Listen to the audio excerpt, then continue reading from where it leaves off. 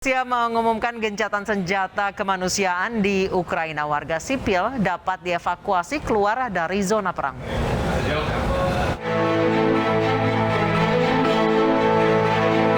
Rusia mengumumkan gencatan senjata kemanusiaan di Ukraina Rabu pagi. Langkah ini memungkinkan warga sipil untuk dapat dievakuasi keluar zona perang. Gencatan senjata dimulai pada 10 pagi waktu setempat. Kementerian Pertahanan Rusia yang bertanggung jawab atas operasi kemanusiaan di Ukraina mengatakan Federasi Rusia mendeklarasikan rezim diam dan siap menyediakan koridor kemanusiaan. Rusia juga mengusulkan untuk menyetujui rute dan waktu mulai koridor kemanusiaan dengan Ukraina sebelum pukul 3 dini hari waktu setempat. Рожок магазина стоит гораздо больше, чем стоит обеспокоенность всех 10 европейских государств и переговоров с Россией. Вот это я ценю намного больше. Pekan lalu upaya gencatan senjata demi kemanusiaan juga sempat terjadi setelah Rusia dan Ukraina menggelar pertemuan di perbatasan Belarusia. Sayangnya hanya beberapa jam setelah kesepakatan, keduanya melanggar gencatan senjata. Apakah rencana gencatan senjata demi kemanusiaan untuk mengevakuasi mereka yang masih terjebak di kota-kota besar, terutama di Kiev, di Ukraina, ini dapat dipatuhi oleh kedua belah pihak? Kami telah terhubung dengan Susaning Tias Nevo Handayani Kertopati, pengamat militer dan intelijen. Selamat malam, Mbak Nuning. Selamat malam. Baik, Mbak Nuning, setelah sebelumnya gencatan senjata ini tidak berhasil karena kedua belah pihak melanggar, apakah kali ini akan berhasil karena memang khusus untuk mengevakuasi mereka yang masih terjebak? Kalau saya melihat ini insya Allah akan berhasil ya.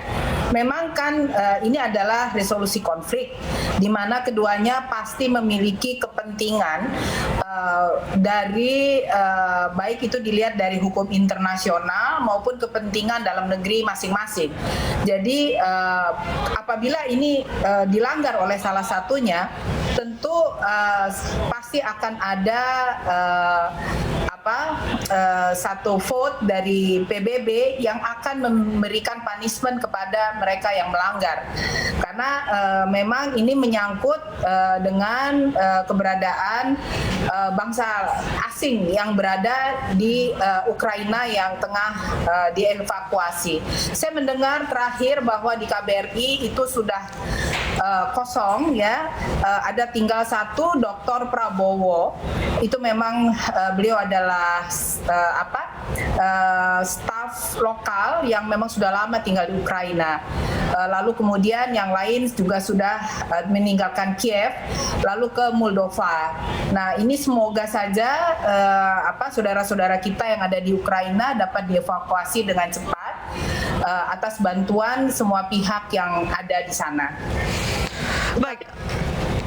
Ya. Baik, Mbak Nuning, ada yang mengatakan memang saat ini masih ada 9 warga negara Indonesia yang terjebak di kota industri yang menjadi salah satu target dari Rusia. Ada 9 orang, mereka pun diimbau oleh Kemenlu maupun dari Komisi 1 untuk tidak keluar dari bunker perusahaannya karena memang begitu keluar dan ada tentara Rusia, mereka tidak akan melihat kewarganegaraan mana, sipil atau tidak. Apa yang menyebabkan kemudian militer Rusia maupun private military contractor milik Rusia ini menyerang warga sipil? Ya, tentunya itu adalah keputusan politik yang ada, karena perang yang ada ini kan perang asimetrik yang ada sekarang ini antara Rusia dan Ukraina adalah suatu hasil dari keputusan politik masing-masing. Kita juga melihat bahwa Rusia punya satu kepentingan di mana mempertahankan Ukraina sebagai wilayah di mana itu masuk ke dalam fakta yang mereka miliki ya. Nah, kalau kita lihat bahwa sekarang ini sudah tidak tahu lagi mana yang berpihak pada siapa, kemungkinan saja itu yang menyebabkan dari militer Rusia melakukan tindakan kekerasan kepada siapapun Oleh karenanya betul adalah Komisi 1 menganjurkan hal tersebut. Kemarin ini kan juga ada satu resolusi konflik yang yang ada di PBB.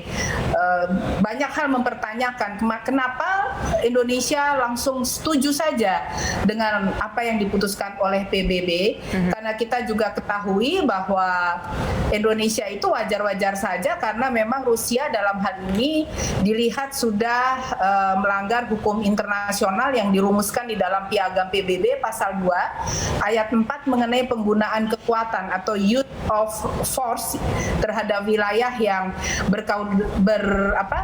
kedaulatan ya. Jadi wilayah yang bukan untuk membela atau mempertahankan diri. Oleh karenanya memang Indonesia bersikap tegas sebagai negara non-blok karena ini sudah masuk ke dalam wilayah di mana ada penekanan dan lain sebagainya begitu.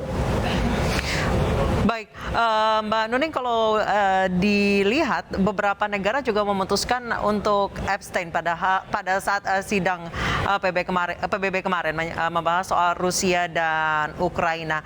Banyak yang membela Rusia, namun juga untuk masalah kemanusiaan. Kemudian mereka mengirimkan bantuan ke Ukraina. Kalau melihat dari perang terbuka yang terjadi ini, sebenarnya salah siapa sih, Mbak Nuning?